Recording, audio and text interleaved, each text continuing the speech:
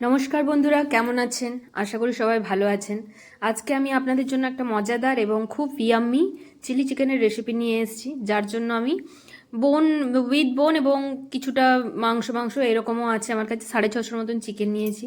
তাতে বেশি বেশি করে আমি আদা এবং রসুনের পেস্ট দিয়েছি, একটা ডিম দিয়ে দিলাম।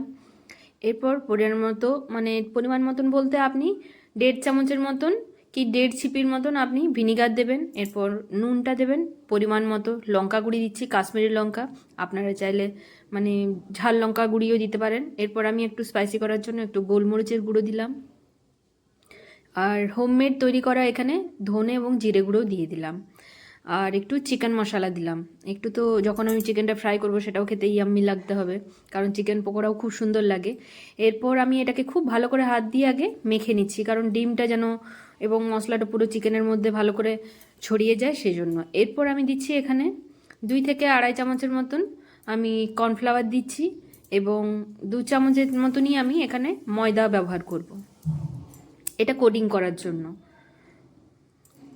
এরপর এটাকে আমি ভালো করে 2 চামচ দিয়ে দিয়েছি। এরপর এটাকে আমি ভালো করে মেখে নেব। এটা মাখার কাছে এবং মশলাটা যা দেওয়ার বাস এটুকুই জাস্ট আপনার রেডি করে রাখা।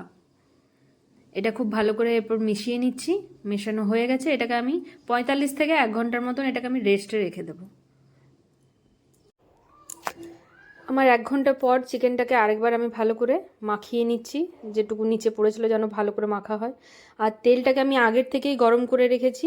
এটাকে আমি মিডিয়াম ফ্লেমের মধ্যে রেখেছি। এরপর এক একটা করে পিস আমি যতগুলো মোটামুটি ধরাবে, যেন চিকেনগুলো আমার ভালো করে ফ্রাই হয়, ভেতরটাও যেন ভালো করে ফ্রাই হয়, সেভাবে আমি কমভাবে দিয়ে আমি ভাজবো। তেলের মধ্যে যতটা প্রয়োজন ধরাবে।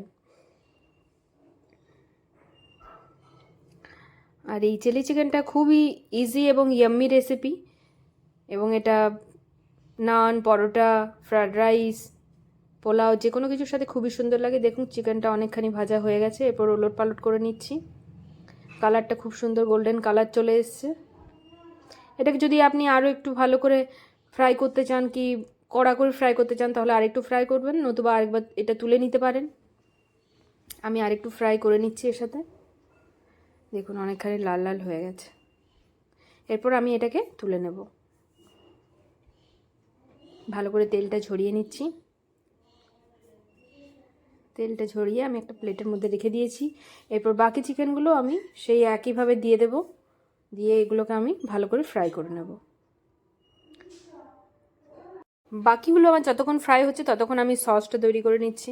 এর জন্য আমি টমেটো সস দিলাম, টমেটো সসটা একটু বেশি করে, এবং রেড চিলি সস, এবং আপনার কাছে ম্যাগি সস, মোটামুটি সসগুলো যে প্রকারের থাক সেগুলোই যদি ইউজ করা হয় খুবই সুন্দর হবে। এবং এখানে একটু বেশি করে আমি সয়া সস নিচ্ছি, ডার্ক সয়া সস 2 ঢাকনার মতন, এবং এটা হচ্ছে হাফ চামচের মতনই হবে, সেটা হচ্ছে গ্রিন চিলি সস, এবং 1 ছিপির মতন আমি ভিনিগার দিলাম।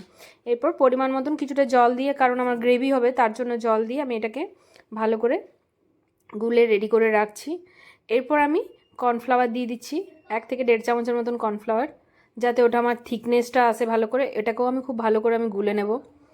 গুলে আমি রেডি করে রাখছি। আর এখানে আমি পেঁয়াজগুলো এইভাবে কেটে রেখেছি, আর ক্যাপসিকামগুলোও কেটে রেখেছি। আর গ্রিন চিলিটাকে আমি এইভাবে একটু স্টাইলে কাটার চেষ্টা করছি, একটু উবড়ো খোবড়ো হয়ে গেছে। আর রসুন কুচি করে রেখেছি। আর এই চাইনিজ রান্না করার সময় সবসময় মনে রাখবেন যে তেলটা কিন্তু খুব হাইলি গরম হতে হবে। এবং আমি এরপর গরম হয়ে যাওয়া আগের থেকে গরম করে নিচ্ছি। তারপর আমি রসুন এবং লঙ্কাটাকে আমি দিয়ে দিলাম, যাতে একটু হালকা গোল্ডেন কালার চলে আসে। এটা দেখুন গোল্ডেন কালার আসতে চলেছে, গোল্ডেন কালার চলে এসছে। এরপর আমি আমার পেঁয়াজ এবং ক্যাপসিকামগুলো দিয়ে দিচ্ছি। এগুলো খুব একটা ফ্রাই করব না, হালকা একটু ব্রাউনি কালার চলে এলেই ভালো লাগবে, কারণ এখানে পেঁয়াজ এবং ক্যাপসিকামগুলো খুব একটা ফ্রাই করে না। আর আঁচটা কিন্তু আমি একেবারে হাই ফ্লেমের মধ্যে রেখেছি, এই জন্য দেখুন প্রচণ্ড তেল ছিটকাচ্ছে, তার জন্য একটু সাবধানে রান্না করাটা প্রয়োজন। এটাকে আমি ভালো করে নাড়িয়ে চাড়িয়ে নিচ্ছি। আর আমি কিন্তু এখানে নুন দিচ্ছি না, আমি চিকেনটা ভাজার সময়তেই নুন দিয়েছি, এবং সসেও নুন থাকে। এবার সসটাকে আমি দেবো। আমার এগুলো ভাজা হয়ে গেছে, তার জন্য কর্নফ্লাওয়ারটা নিচে বসে যেতে পারে, ওই জন্য আরেকবার গুলে নিলাম। গুলে তারপর আমি এখানে দিয়ে দিলাম, এবং পরিমাণ মতন জলটা আর একটু প্রয়োজন পড়লে দিয়ে দেবেন, আমি এখানে দিচ্ছি না। এরপর চিকেনগুলো আমার 600-650 গ্রামের চিকেন ছিল, হাফ হয়ে গেছে। বাড়ির ভাজতে ভাজতেই অর্ধেকে সবাই খেয়ে ফেলে, কারণ চিকেন ভাজাটাও এতটাই টেস্টি লাগে। এরপর এটাকে আমার দেখুন গ্রেভিটা হয়ে এসছে, এবং এটাকে ব্যালেন্স করার জন্য আমি হাফ চামচের মতন চিনি দিলাম। চিনিটা দিলেও ভালো লাগে। যদি আপনারা না চান মিষ্টি মিষ্টি খেতে, তাহলে এটা স্কিপ করে যেতে পারেন। এবং দেখুন দুর্দান্ত একটা কালার এসছে, দেখেই জিভে জল চলে আসবে।